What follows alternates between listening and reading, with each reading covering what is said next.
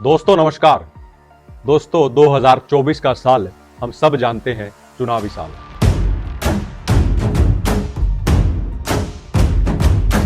जिस तरीके से राजनीतिक घटनाक्रम हो रहे हैं, 2024 का चुनाव एक महत्वपूर्ण दिशा में अब लगातार बढ़ता हुआ हमें नजर आ रहा है। कोई शक्ति इस पदयात्रा को नहीं रोक सकती। आज हम बड़े एक महत्वपूर्ण विषय को समझने की कोशिश करेंगे कि 2024 का जो चुनाव है, जिसकी घोषणा लगभग 20 से 22 दिन के बाद अब इलेक्शन कमीशन करने वाला है और पूरा देश चुनावी माहौल की दिशा में ही बढ़ रहा है। तो इस पहलू को मद्देनजर रखते हुए साथियों, देश के अंदर कुछ महत्वपूर्ण घटनाएं जो घटित हो रही हैं, उसके 2024 को लेकर क्या मायने हो सकते हैं सत्ता के लिए और विपक्ष के लिए, उनको हम समझने की कोशिश करते हैं। और इसकी शुरुआत होती है साथियों कुछ हफ्तों पहले, जिस तरीके से बिहार के अंदर फिर से सत्ता परिवर्तन हुआ, उसको लेकर पक्ष और विपक्ष दोनों के लिए उसके मायने बड़े ही महत्वपूर्ण हैं। साथियों, नीतीश कुमार जो लालू प्रसाद यादव की पार्टी और उनके बेटे के साथ सत्ता में कायम हुए थे 1.5 साल पहले, उन्होंने फिर से लालू प्रसाद यादव को छोड़कर फिर से वो एनडीए गठबंधन की ओर बढ़ गए हैं और बीजेपी के साथ उन्होंने फिर से सत्ता स्थापित की बिहार के अंदर और 9वीं बार चीफ मिनिस्टर की वो शपथ अब ले चुके हैं। और बिहार में अब बहुत जल्द फिर से फ्लोर टेस्ट भी होना है, जिसको लेकर अलग अलग कयास लगातार लगाए जा रहे हैं। लेकिन साथियों, जिस तरीके से नीतीश कुमार फिर से एनडीए गठबंधन में चले गए हैं, उसको लेकर जो इंडिया अलायंस बना था उस पर इसका क्या असर होगा, और जिस तरीके से राहुल गांधी फिर एक दूसरी अपनी पदयात्रा पर निकले हुए हैं, उसके क्या मायने 2024 में होने वाले हैं, इन दो पहलुओं को हम समझने की कोशिश करते हैं। साथियों, नीतीश कुमार ने जिस तरीके से फिर से एनडीए में शामिल हुए हैं, उसके मायने इंडिया अलायंस पर बड़े गहरे हैं, क्योंकि नीतीश कुमार ही पहले वो व्यक्ति थे जिन्होंने इस अलायंस को बनाने की दिशा में वो बढ़े थे, और उन्होंने इसी बात को हवाला देते हुए ही बीजेपी के साथ अपने गठबंधन को तोड़ा था और इन सभी नेताओं को एक टेबल पर नीतीश कुमार लेकर आए थे। लेकिन बावजूद भी वो अब फिर से एनडीए अलायंस में जा चुके हैं और विपक्ष का जो अलायंस था उस पर एक बड़ी सेंध नीतीश कुमार के जाने से लग चुकी है। साथियों, लेकिन एक महत्वपूर्ण सवाल ये खड़ा होता है कि नीतीश कुमार जिस तरीके से बार बार पलटते हैं, कभी किसी पार्टी के साथ कभी किसी पार्टी के साथ, तो क्या नीतीश कुमार के भी सामने अब एक क्रेडिबिलिटी का बड़ा इश्यू खड़ा हो चुका है? क्योंकि जिस तरीके से बिहार के अंदर ये पूरा परिवर्तन हुआ है, उससे अब जो सत्ता पक्ष है, यानी कि जो बीजेपी की जो सरकार है, उसके सामने भी एक बड़ा संकट इंडिया अलायंस की तरह ही खड़ा हो चुका है, क्योंकि नीतीश कुमार की जो क्रेडिबिलिटी थी उस पर भी इस बार कुछ सवाल खड़े हो चुके हैं। यानी कि उस क्रेडिबिलिटी के कारण जितनी सीटें 40 में से 2019 में बीजेपी और नीतीश कुमार मिलकर जीत पाए थे, क्या वो उतनी सीटें वहां पर फिर से 2024 में जीत पाएंगे? एक ये बड़ा सवाल खड़ा हुआ है। और इंडिया अलायंस के सामने भी एक बड़ा संकट है कि जिस तरीके से नीतीश कुमार के ही नेतृत्व में ये सभी संगठन और सभी पार्टियां इकट्ठी आई थी, तो क्या उनके जाने से अब इंडिया अलायंस कमजोर हो जाएगा? क्योंकि सीट शेयरिंग के मुद्दे को लेकर एक तरफ ममता बनर्जी नाराज हैं, तो दूसरी तरफ उत्तर प्रदेश के अंदर अखिलेश यादव भी इस अलायंस से कहीं ना कहीं खफा है।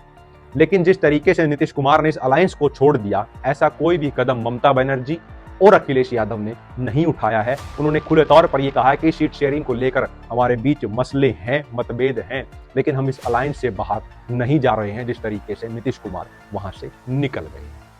साथियों, अब इसी के समानांतर जो राहुल गांधी की पदयात्रा चल रही है, इसको लेकर भी कई सवाल खड़े हुए। बहुत से ही इंडिया अलायंस के कांग्रेस से जो अन्य दल हैं, उनके नेताओं ने कहा कि राहुल गांधी को यह पदयात्रा कांग्रेस की ना कर एक इंडिया अलायंस की यात्रा ये होनी चाहिए थी।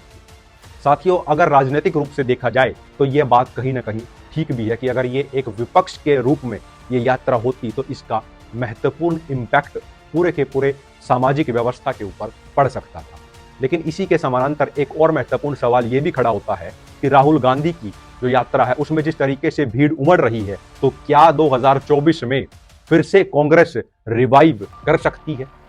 साथियों, इस पर एक बड़ा सवाल है, क्योंकि जिस तरीके से भीड़ राहुल गांधी की सभाओं में आ रही है, पिछले जो 4 राज्यों के चुनाव हुए थे, जिसमें से 3 राज्यों में बड़ी मजबूती से बीजेपी ने जीत हासिल की थी, उसको साथ जब इसकी तुलना की जाती है तो एक बात स्पष्ट हो जाती है कि राहुल गांधी की सभाओं में भीड़ जरूर आ रही है, लेकिन क्या वो वोट में कन्वर्ट हो पाएगी? ये एक बड़ा सवाल कांग्रेस के सामने भी खड़ा हुआ। क्योंकि जब हम अटल बिहारी वाजपेयी के दौर को याद करते हैं साथियों, जिस समय बीजेपी बहुत ही एक ऐसे दौर से गुजर रही थी, वो संघर्ष के दौर से थी, वो सत्ता में काबिज नहीं थी, उस समय से जब तुलना करते हैं तो अटल बिहारी वाजपेयी की सभाओं में भी भीड़ बहुत आती थी, लेकिन बीजेपी वो वोट में वो भीड़ टर्नआउट नहीं करवा पाती। सेम परिस्थिति आज के समय कांग्रेस के सामने भी खड़ी हुई है कि राहुल गांधी की सभाओं में जो भीड़ आ रही है, वो जो टर्नआउट उसका वोट में होना चाहिए वो हमें देखने को नहीं मिलता है। और साथ ही उसके पीछे का जो प्रमुख कारण है कांग्रेस के सामने कि वो वोट में टर्नआउट नहीं हो पा रहा है, वो यही है कि कांग्रेस और विशेष तौर पर राहुल गांधी के इर्द गिर्द जो अल्ट्रा लेफ्ट विचारधारा के जो लोग हैं, उनकी संख्या लगातार बढ़ती जा रही है। और लेफ्ट के लोगों के साथ एक बड़ी समस्या ये है कि वो बुद्धिमानिता की बात बहुत ज्यादा करते हैं, लेकिन जो सामाजिक परिप्रेक्ष्य है और जो लोगों की नब्ज है, वो कहीं ना कहीं लेफ्ट के लोग सही मायने में नहीं समझ पाते हैं, जिसके कारण वो वोट में कन्वर्ट करने का यात्रा गुजरने के बाद पीछे का जो मैकेनिज्म होना चाहिए कांग्रेस के पास, उसकी भारी कमी।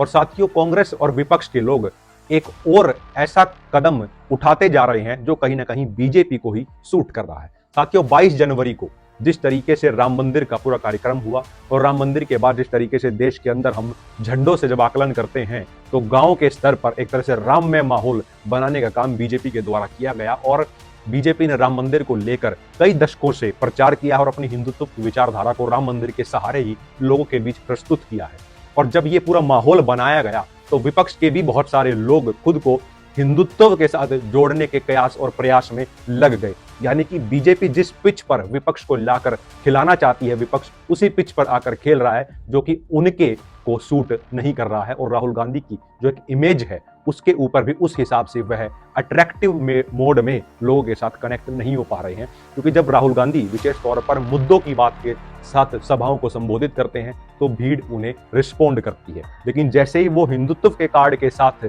लोगों के बीच जाने की कोशिश करते हैं तो कहीं ना कहीं जो एक नैरेटिव राहुल गांधी को लेकर बना हुआ है कि ये एंटी हिंदू लोग हैं, वो नैरेटिव फिर से तेज गति पकड़ने लगता है, जिसके कारण कांग्रेस को एक बड़ा नुकसान उठाना पड़ता है। साथ ही जो भी घटनाक्रम चल रहे हैं, झारखंड में भी हमने देखा किस तरीके से हेमंत सोरेन को ईडी के जब नोटिस हुए, ईडी ने उन्हें गिरफ्तार किया, तो आदिवासी समूह के अंदर हेमंत सोरेन को लेकर एक बड़ा विरोध था। लेकिन जैसे ही ईडी हेमंत सोरेन के दरवाजे पर पहुंची तो कल ही कुछ ऐसे वीडियो और चीजें निकलकर सामने आई जिस तरीके से आदिवासी एकजुट होने लगे, तो वह भी बीजेपी के लिए एक चिंता का विषय है। क्योंकि झारखंड की अधिकांश सीटों के ऊपर जब हम देखते हैं तो 35 से लेकर 75% तक अधिकांश सीटों के ऊपर आदिवासियों का ही बहुमत है और आदिवासियों के बिना वहां पर कोई भी सीट को नहीं जीता जा सकता है। यानी कि ईडी की गतिविधियां जिस तरीके से बढ़ रही हैं, ये बीजेपी के लिए भी एक चिंता का विषय है। और राहुल गांधी जो यात्रा कर रहे हैं और नीतीश कुमार जो निकल कर गए हैं, ये भी विपक्ष के लिए एक कंसर्निंग विषय जरूर है। क्योंकि राहुल गांधी की यात्राओं से जो वोट टर्नआउट होना चाहिए वो नहीं हो पा रहा है। इसीलिए साथियों, 2024 के जो भी परिणाम होंगे वह भारत की राजनीति की एक नई दिशा तय करने का काम जरूर करेंगे। साथियों, आप सबने मुझे सुना, उसके लिए बहुत बहुत धन्यवाद। कमेंट सेक्शन में अपना फीडबैक जरूर दें